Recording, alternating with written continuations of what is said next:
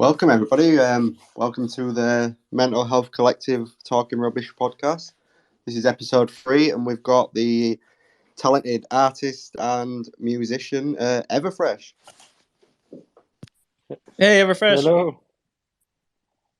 How are you Hey, guys? great to have you on. How are you doing? I'm fine. Had a pretty relaxed day so far. Everything good. What's a relaxing day for you look like? Because I know for some people, being like home alone and doing nothing is like the worst possible thing. Like my girlfriend is, for example, is like that. She kind of needs activities and she needs to entertain herself. So, Yeah, what's a relaxing day like for my you? wife is like that too, but I'm the opposite. Basically, whenever I'm alone, I'm relaxed. So yeah, my wife is a jazz singer, and actually she has a lot of gigs right now. So right now also she's on the road, and yeah, I'm home alone, so just working a little bit, but in a relaxed fashion, no tight deadlines at the moment, so everything is easy and relaxed. Yeah, I think obviously, like with the markets and stuff down at the moment, I think everyone's just kind of like taking a back seat and just relaxing at the moment. So I completely understand that. But yeah, we absolutely we stumbled across your art not too long ago, and we've just absolutely been in awe. Like, I really like, because obviously they're looped out like animations. I just really like how well the loops like integrate, and it just looks like a never-ending cycle. You never see like the cut off, and it just I'd love to know how you get it so like precise. Yeah, well, it's just basically it's just making the start and the end frame the same. So sometimes it's tricky to end up again where you started, but to make it loop seamlessly is actually not that big of a deal. It just takes a little bit of planning, and sometimes you have to improvise a bit to make it really seamless. But um, yeah, it's it's not uh, that big of a thing to make it loop seamlessly, actually. But I think they're so cool looking. I mean, your art is kind of the type of stuff that like it's relaxing to look at because it's satisfying, like the way that you kind of started and ended, and like kind of how Men said, and but it also takes you on this really cool ride. So I can't help but think like it because you're talking about the loops, right, the beginning and the end. Would it be fair to say that you have to be really meticulous to like get all these like seamless loops? Or do you consider yourself somebody who's like really is into like finer and minor details? Yeah, I am into details, but I'm actually not that I'm not that much of a planner in general. I just dive right in, and I just start, and I just see where it takes me. And this is um this is good and bad. It's sometimes, like sometimes it happens that I kind of animate myself into a corner, and then I have a hard time getting out of that again. But I I enjoy the intuitive process and the spontaneous process more than the planned out things, because I've noticed whenever I do like whenever I really try to plan an animation, it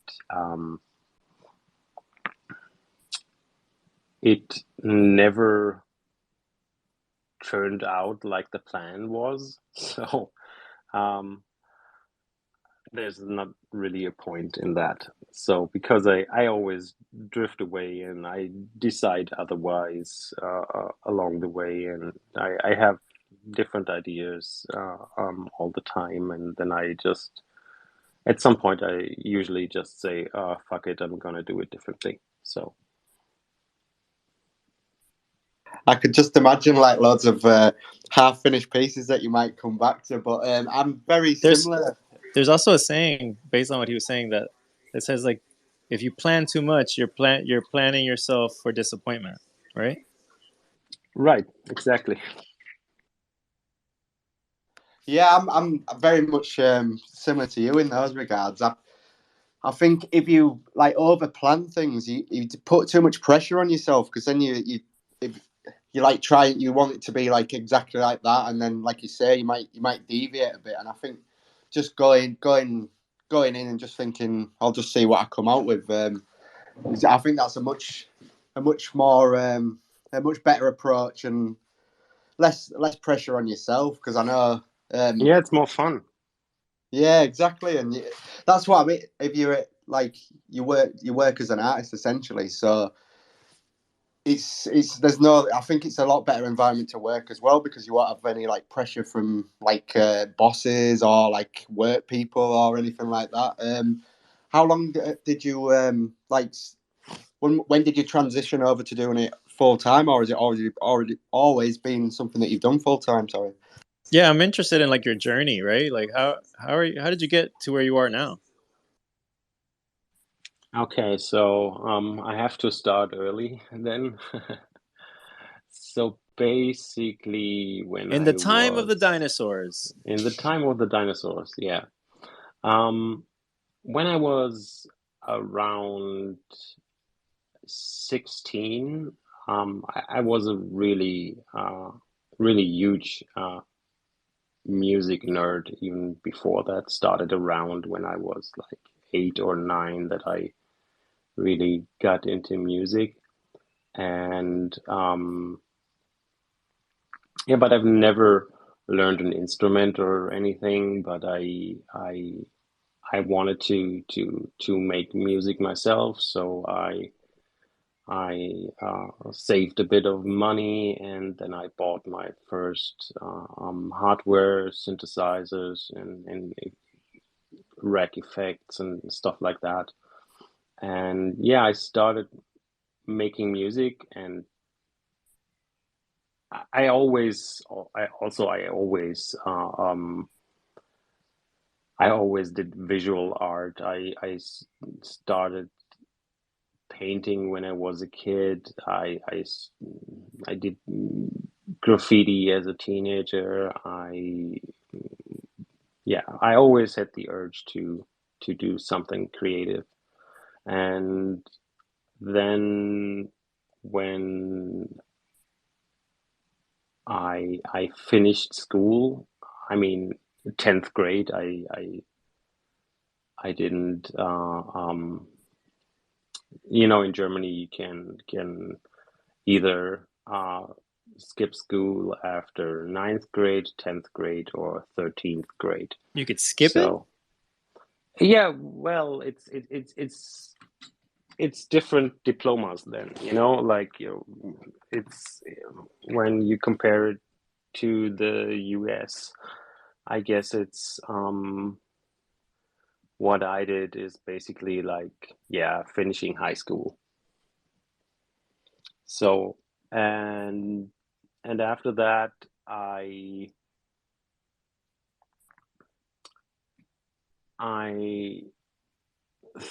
thought about, what to do with my life, and I didn't really know, and I knew, okay, being a professional musician is probably futile because I knew I wasn't good enough for that, and I also knew it's pretty hard to be successful in that field.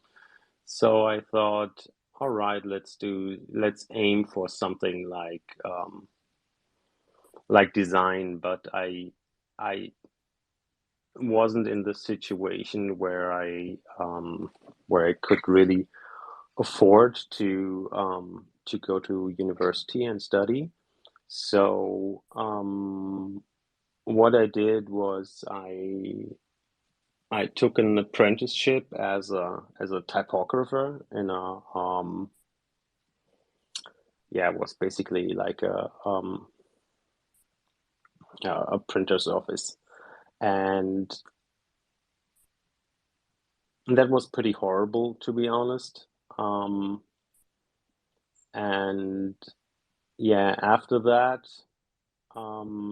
in Germany you can I mean it's not anymore, but at that time you had to either go to the military or do like a substitution service for that for a year. Like you had to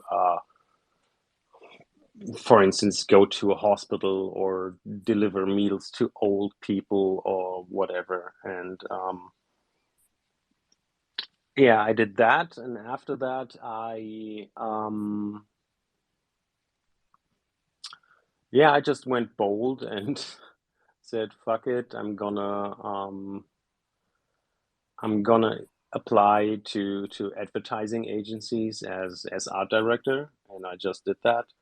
And nobody hired me as an art director, but one agency did hire me, and not as an art director, though, of course.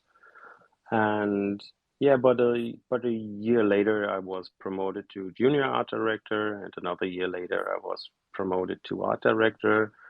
And then one day, my boss accidentally let me know what she charges the client per hour of my time. And the other day I quit. So, and then I started my own business at the age Be of your own boss. Yeah, that was when I was 24. So, and yeah, since then I've been freelancing, and I've been doing graphic design. I started had a lot of friends in the music business. So in the beginning, I did a lot of like record and CD covers, stuff like that, and yeah, slowly my work transitioned to. I was always interested in animation, and I just taught myself how to animate on the side, and then learned After Effects, learned 3D programs, and yeah, and then I just did whatever came my way, and I ended up here.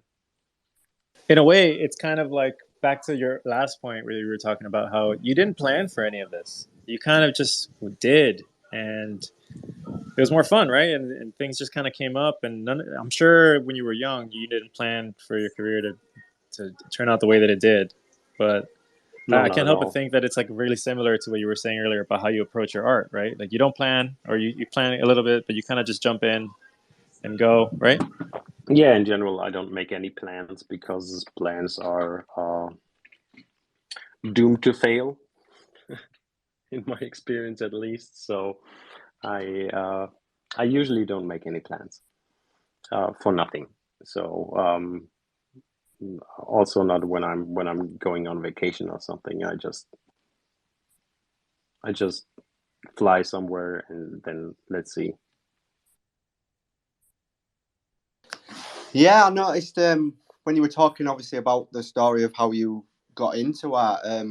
You said you finished high school and you didn't really know what to do with your life, and obviously you'd been interested in art. And when you'd found out how much that person was essentially making off you, and you were only seeing like a small amount of it, and you decided to chase your own dreams, essentially. Do you think that, like, giving power back to the artist through NFTs, and so obviously you've got the access to like royalties on resales if you set them.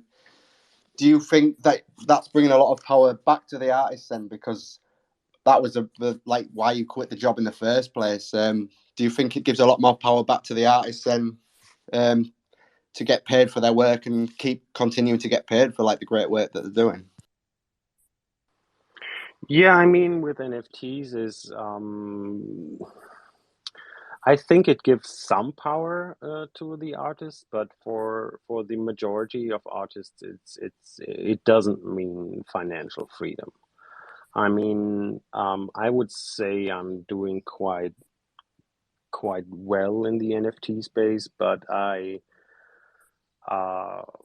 I wouldn't rely on it as my main income source because it's just not it's not reliable. It's not stable. It's not sure if you will sell your next piece. It's not. I mean, unless you are one of the superstars that sells for hundreds of thousands, then okay, then you sell a few pieces and then you can retire. But if you are not there, it's nothing you can really rely on. So I'm still doing commission work, and just do NFTs as a side income, let's say. But that, to be honest, in in Germany, we have pretty harsh tax laws, and the problem is that in Germany, your NFT sales get taxed to the equivalent of euro it was at the time of the sale. So, and I held basically all of my ETH, and then ETH dropped by a huge margin. And now I'm in the situation that after taxes, as the course is now, I would barely break even. I wouldn't have made any wins at all. So my only hope right now is that ETH will go up again. Oh my God, that's terrible! Like all of this stuff, and then just for holding, you get like punished. Come on, Yeah. Germany, get your stuff together. Yeah, and yesterday I was in a space with an artist from Portugal, and I mean I knew it was much better in Portugal, but I didn't know it was zero tax on NFT sales. So she doesn't have to pay any taxes at all. So, and I have to pay like 40%. And that's not even everything. There's then value added tax comes on top of that. I'm trying to get that back because my collectors are all in outside of Germany, but it's not easy to prove that, and you have to get the tax office somewhat on your side, and then they may decide that I get the value added tax back because that's another 19%. So if you pay that and your income tax, you pay 60% in taxes on your NFT sales in Germany.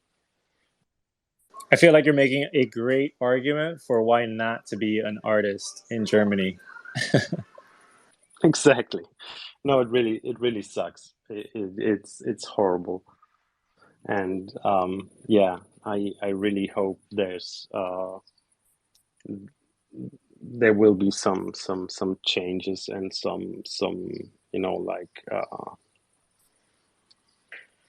like precedents cases in court that will change things in the future, because this is just insane and it's just madness.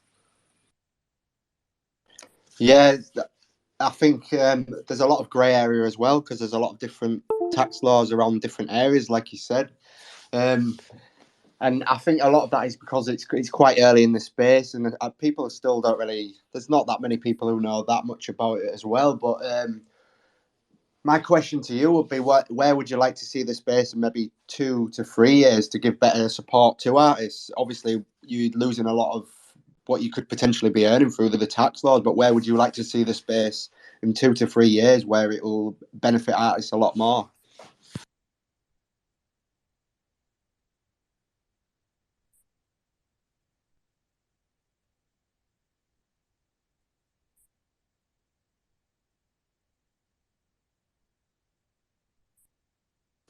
Everfresh, did you catch that? Are you rugging? Oh, sorry, I forgot to unmute. I just was talking away. I think I just missed the button by a fraction of an inch. So I think what you did was you caused a really dramatic pause. yeah, let's say it was on purpose. Yeah, where would I like the space to be? I think I would like it to be a bit more reasonable and a bit more balanced in general.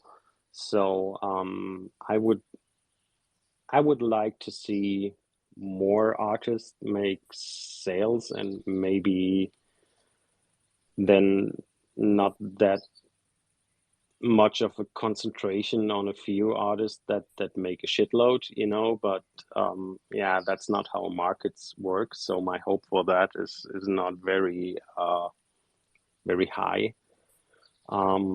Yeah, but that was my thinking right from the beginning, like it was just when I started, it was even more ridiculous than it is now. I mean, you've seen so much crazy stuff on a daily basis, and it just didn't make any sense at all. And yeah, it was a bit tough to adapt. I had a funny conversation with my wife about this because like I told earlier, my wife is a musician. She's a jazz singer, and when I showed her, like these pictures of stick figures of a potato that sold for 100 ETH and stuff like that, and she said,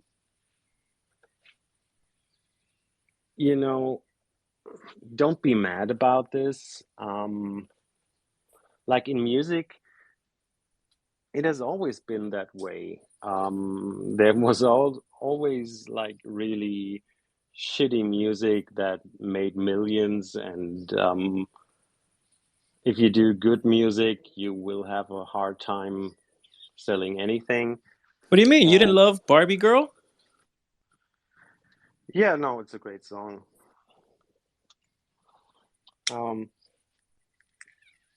But then I said to her, okay, but let's imagine this. Let's imagine the following scenario.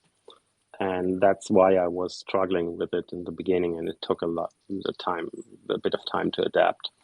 I said to her, imagine this. Imagine all of your life, all of your musician friends and everyone was making about the same with their music. I mean, some maybe would make double or triple of what you make, but not 1,000 or 50,000 times more than you. And all of a sudden, this changes overnight. And then think about it again. If you would just, like shrug like you do now and say, hey, that's just how it is. And I guess that's what a lot of artists struggle with in the space to to manage to accept that now our world is like this. Because before in the motion graphics world and in the digital art world, it was like that. Like you did commission work, you some people earn more, some earn less, but it wasn't that big of a difference. And then from one day to another, it's just your whole world turns upside down, and you have to really wrap your head around this and get in peace with that. And that took a couple of actually months for me to get in peace with that. I agree. I think if I'm hearing right, like the extremes are pushed to even bigger extremes, right? People are making insane amounts of money, but also, I feel like what you're saying is you hope that like there's just a more like a better distribution, right? Like we're all here. There's so many talented people out there, but it seems like a small pot of people are getting the majority of it, which is a shame, especially because we're all excited about this new frontier.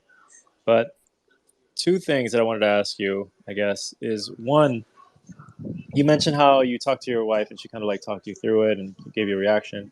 I was going to ask you earlier about like how you, because in my experience, a child being choosing to go towards arts, towards being creative, and it is rare. And then to be encouraged by their family or by their surroundings is also rare, even more rare. So I wanted to ask you about like what your support has been like through growing up, but also now. You mentioned your wife and maybe any other forms that you have.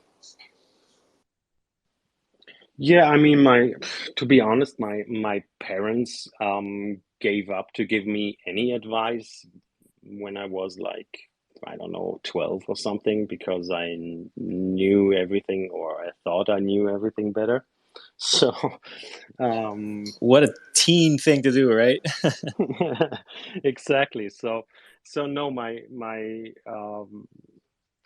like really, my parents didn't. They always knew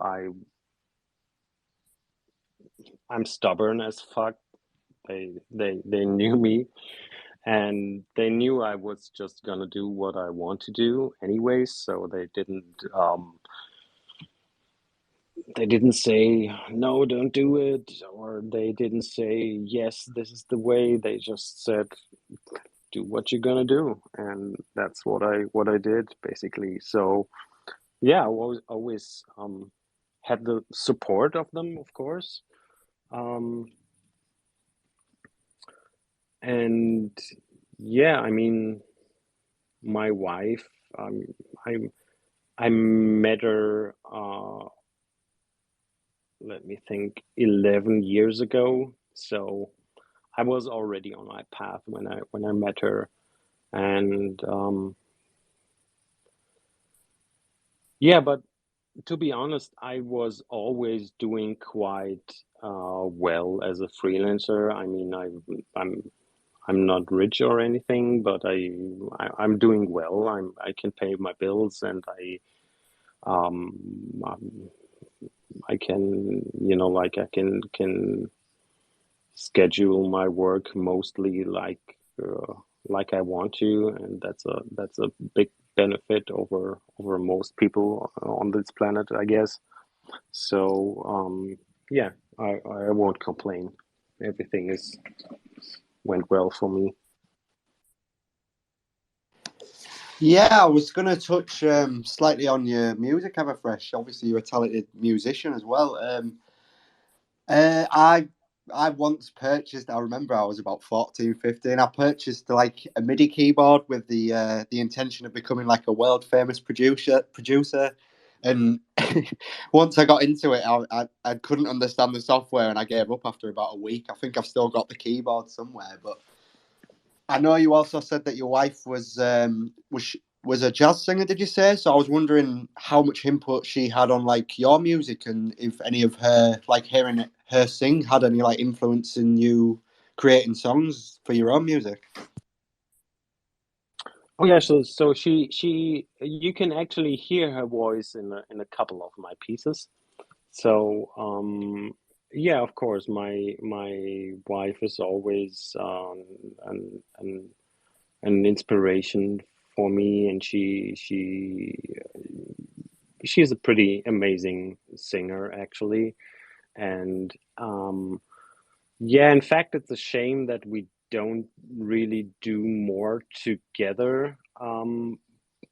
But as how things are sometimes, she has her things and her gigs and her projects and whatever, and I have my things, and basically we don't really have that much time to do stuff together. We actually started to work on an album together in 2020, but that kind of got then, yeah, it kind of got stuck after we produced 4 or 5 songs. Yeah, just because of a lack of time, mostly from her side, actually. So, but yeah, I hope we will manage to finish it someday because the songs are really cool. I love hearing that she's too busy because that means that there's a demand for jazz. I love jazz. I fell in love with jazz. I went to New Orleans once for Mardi Gras, and I just like stopped in my tracks and just kind of loved it. And then what my original plans to be like a debaucherous weekend turned into like I'm just jumping from band to band to band to band all weekend, and I loved it. Jazz is so fun, and I can't talk enough about it. But I had just a fun question. What's it like working with your significant other? Because I know some love it, some hate it. I know there's definitely like some certain things going on. Oh, it's love hate because we are both. I mean, we do have um, pretty much exactly the same taste when it comes to pretty much anything. So that's amazing. I never had that before in my life. Um, but um, we are also both like super alpha animals when it comes to our art. So You're doing it wrong. yeah, exactly. So we tend to get in fights over, like how to do the things, and it's sometimes it's yeah, it's really exhausting, but yeah, it's still fun in a way. Yeah, I know working with people closest to you can be difficult at times. But I noticed you said about when you were going to work on the album together in 2020. Obviously, that was around the time the pandemic hit. So was there a reason you started to do the album because of obviously people weren't allowed out because of the lockdowns and stuff like that? And how did the pandemic like affect you? Did it affect like your mental health at all? Yeah. Yeah, like it was, of course, it was one reason we actually, I mean, we wanted to do it for a longer time, but we actually started it because she was stuck at home, no gigs, and so yeah, we just started doing that. And like I said earlier, she's more of the kind of person that always has to go out and always has to have people around her, and I'm more of, like the lonely child in the basement that just is all by himself and just Like a cat. yeah, like a cat, and just fiddles with his electronic stuff and um, yeah. So to be honest, for me, the pandemic was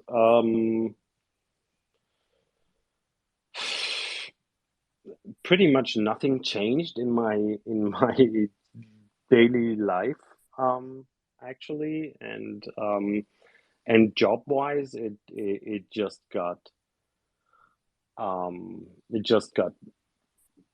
even crazier than before. So I had even more gigs than ever before, and it was yeah. But for her, it was really like a huge change in her life. So she had no gigs. She couldn't go out with other people. And yeah, in a way, in some ways, she managed to adapt to it and actually also enjoy it a little bit, to be not in a rush all the time anymore. But yeah, after a while, that then really got too boring for her, and she she craved for some action, basically. So yeah, and now she's happy again that she can do gigs again, and she's pretty busy these days. So let's hope that will uh will stay that way for a couple more months before the winter again hits and the next wave. I think just adjusting is big, and I did want to ask about that, but I'll ask you about that after. I made a joke about cats because yesterday we briefly talked, and you mentioned how much you love cats, and how you can relate to them, you like them. And one of my favorite pieces that you have is actually a hand kind of touching the cat, which is so cool. I showed it to my girlfriend. Your profile picture has I think it looks like a cat biting you. So I wanted to ask you about like your relationship with cats and what you think about cats. Yeah, I love cats, and I always had cats, and yeah, after my two cats, which I had for over 16 years, and it was around like I think, let me think, 5 or 6 years ago they died. Um, and yeah, that was pretty tragic, and it was I really had a hard time dealing with that. And after that, I just took a cat break, but um, pretty soon I noticed that something is really missing in my life, and that I just wanted a cat so badly. But my wife, she said, "Oh no, let's not get a cat again. Then it's gonna be tricky with going on a vacation, and it's just yeah. I mean, she loves cats as well, but yeah, she didn't want to. But then my sister's cat got pregnant, and so then I had to take one. I actually wanted to take two, but I was only allowed one, so uh, I went for one. So yeah, and now since he's gonna be 2 years in August. So we have him for like 1.5 years now here in the house, and And is he in your art? um actually no. I have one piece where my former cat is in that piece called Catsophrenia. That one I made um right after he died, because that was on my mind, and it was just, he was just my best friend, and he was basically, he wasn't a normal cat. He was behaving like a human, and he was pretty intelligent, and Humans aren't intelligent. yeah, I mean, he was extraordinary for a cat, I would say. So he was pretty clever, and and he was just my companion for 16 years, and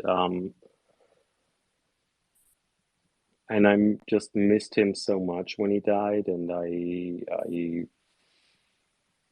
yeah, I fell into a deep hole, basically. So yeah, and I did that piece to deal with that. Actually, I do a lot of my pieces reflect my actual real life problems. It's not always that obvious, but they kind of do.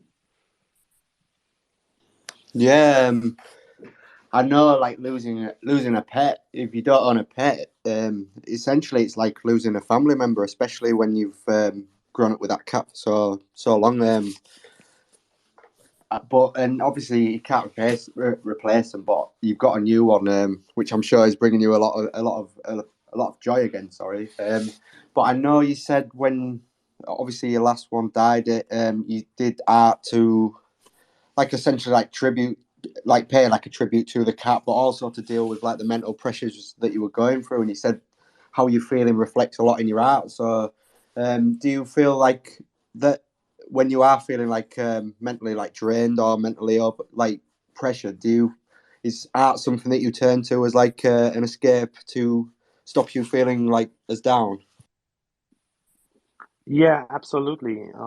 That's, for instance, what actually what one of my pieces is about. It's the piece called Constructs of Sadness. Um, yeah, it's like when you're really, really sad, you can get into that mental state that is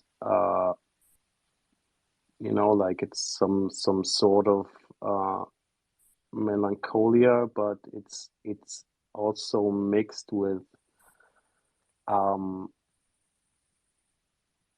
some really like how would I say that? Some A lot of creative energy that sometimes it's hard to um, sometimes it's hard to really translate that into your art. But if you can manage to do that, it's usually quite beautiful, um, even though uh, it's based on sadness. But it's hard to explain. I think the piece explains it the best. I agree. I think that emotions in general, I was going to say negative emotions, but I think emotions in general are some of the best motivators when it comes to just like creating, or boosting creativity. We just need to like learn how to tap into that, which I think you seem to have done pretty well. But so you're saying it helps. You're saying that you're having a bad day, you jump into your art, you get distracted. I'm guessing you have all these problems, and it helps. Yeah, of course. I mean, without making art, I would have went insane a long time ago. So yeah, it's just something I need for my sanity. It's just a requirement that I just have to do it. Otherwise, I would, yeah, just go crazy. Well, again, then follow up question: is it because it's probably both, or it's probably neither? But do you think it's because you're just an artist and you need to art, or is it because it's therapeutic and it just helps clear your mind? Actually, I have no idea why that is.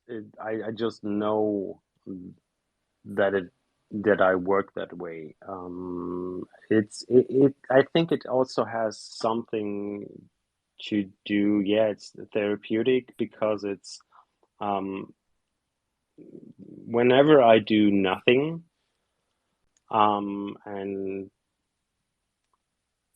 I start to think a lot, and I start to think a lot about the wrong things, and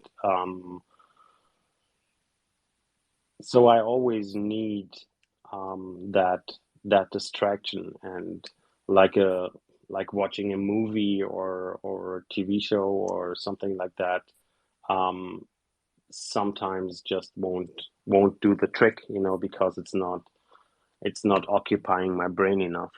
And whenever I'm creative, it's just that there's no other room for any other thoughts, and it's just yeah, and I do get a lot out of it. It's just a feeling I can't describe whenever you do something and it turns out to be awesome in some way. It's just the best feeling.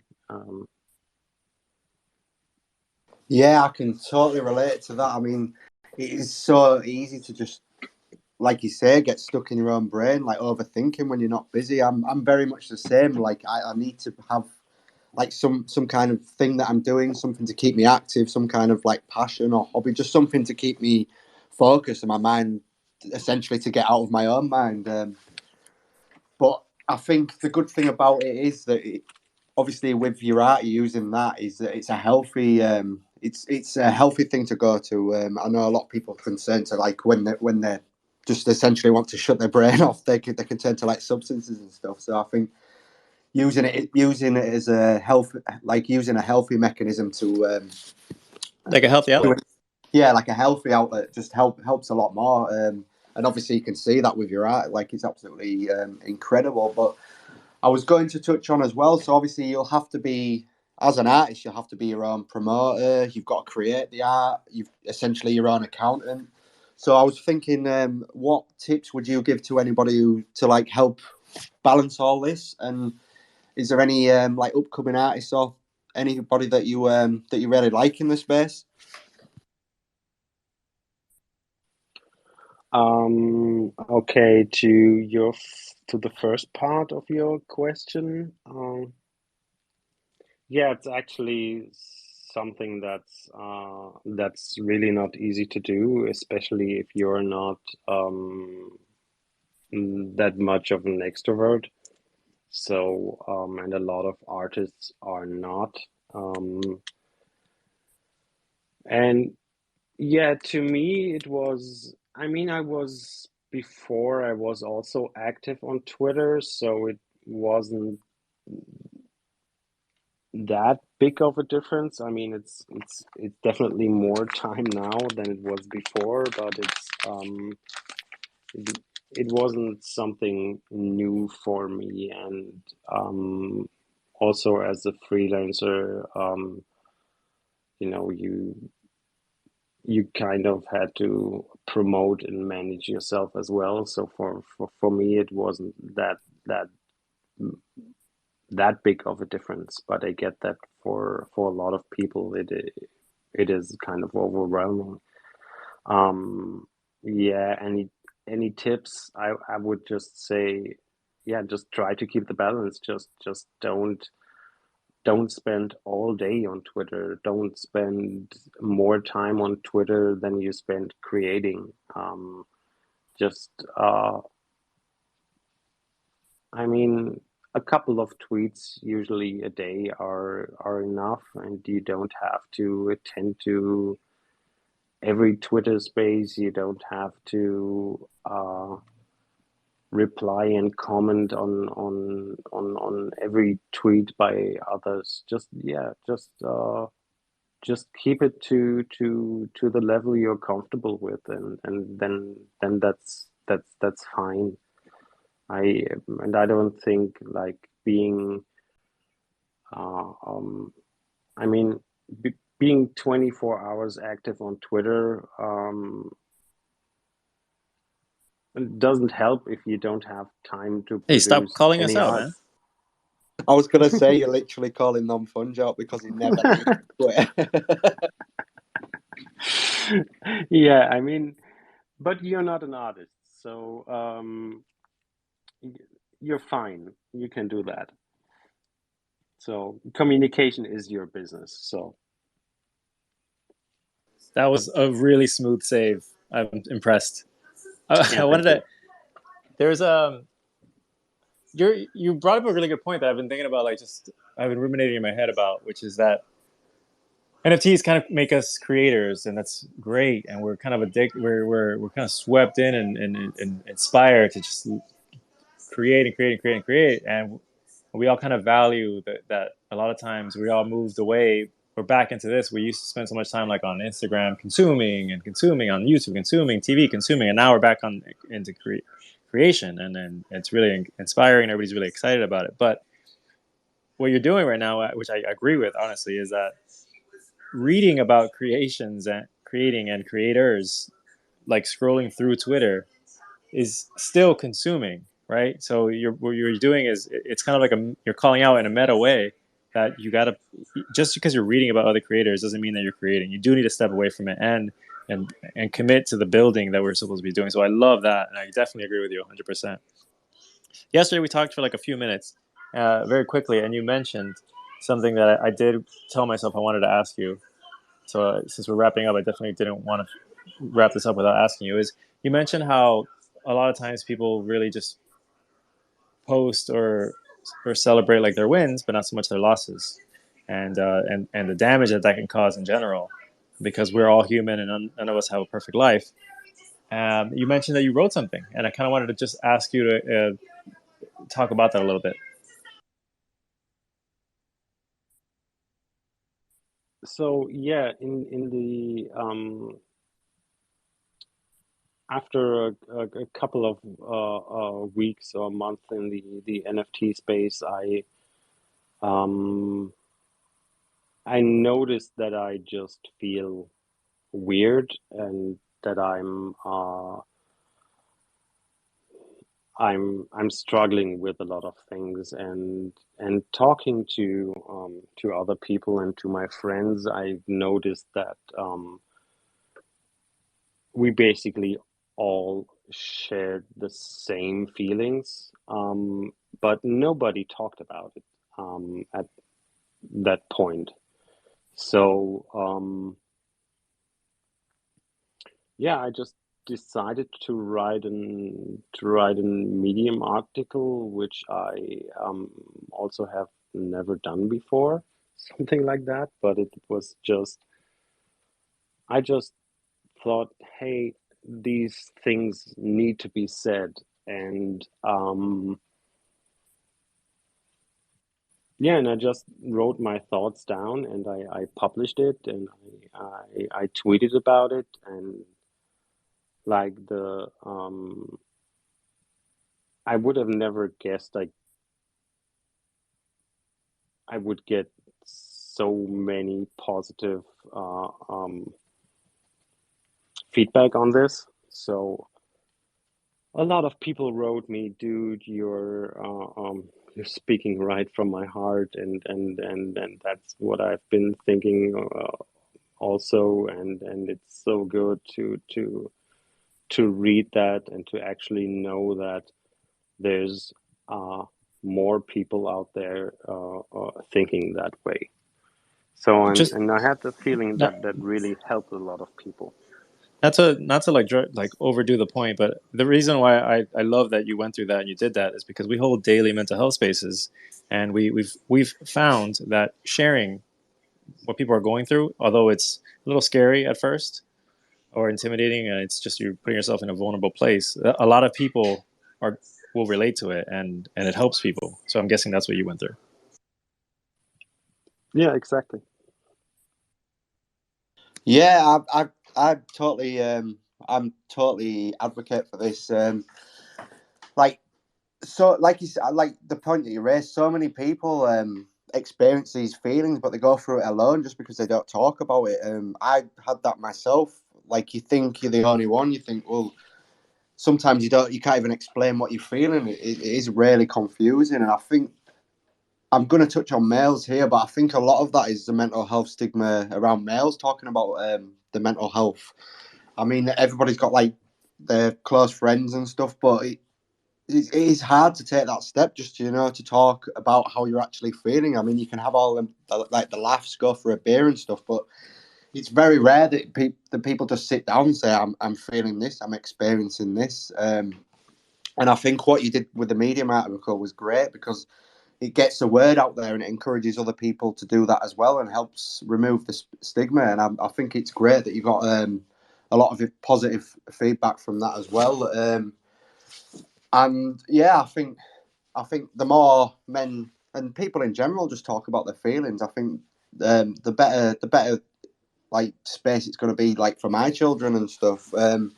So it's like I know we're coming up to the end now, but is there any do you ever do any kind of journaling or anything like that, or was the Medium article like you just felt everything built up and you just needed to let it all out?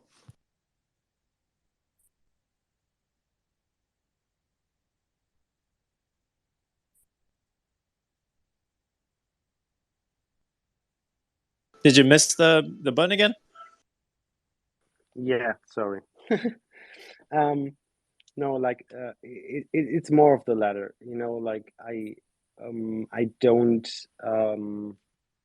I usually don't write my thoughts down. I just did it because I thought it needs to be done at that point. And it actually helped me a lot but I only tend to do this in moments of a crisis when I